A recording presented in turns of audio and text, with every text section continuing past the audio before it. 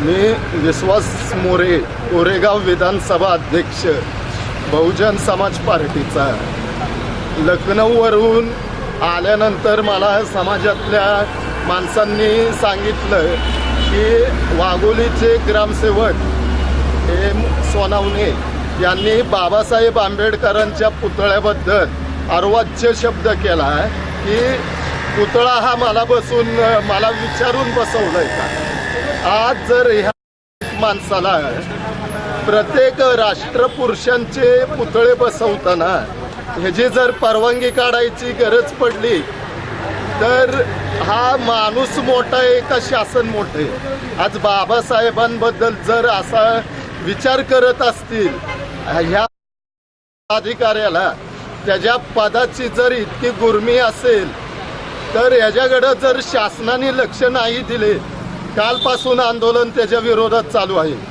आज 26 जानेवारी निमित्त जर खरोखर शासन जिवंत असेल तर ह्याच्यावर कडक कारवाई करून त्या ग्रामविकास अधिकाऱ्याला घरी कायमचं बसवलं पाहिजे. कारण त्यांनी महामानवाचा अपमान केला आहे. कारण बाबासाहेब आहेत म्हणून सर्व बहुजन समाज आहे. आणि जर बाबासाहेबांचा पुतळा बसवताना एक माणसाची परवानगी काढायचा हा जर म्हणत असेल तर शासनाने ह्याला पहिलं घरी बसवलं पाहिजे. आणि 15% जे अनुदान आहे ते मागासवर्गीयांसाठी संपूर्ण गावाचा कर वसूल झाल्यावर 15% अनुदान दिलं जातं. पण हा माणूस फक्त मागासवर्गीयांना टार्गेट करतोय आणि 15% अनुदानापासून वंचित ठेवतोय.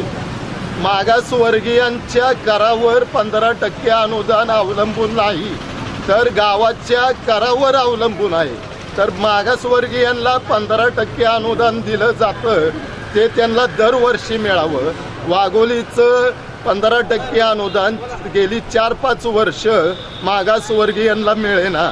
त्याच्यामुळं त्यांना अनुदान मिळावं. आणि बाबासाहेबांबद्दल वाईट बोलल्याबद्दल ग्रामसेवक सोनावणे ह्याच्यावर कडक कारवाई करून त्याला निलंबित करण्यात यावं. तरच आमचं कालपासून पुकारलेलं आंदोलन थांबू शकतं, अन्यथा नाही.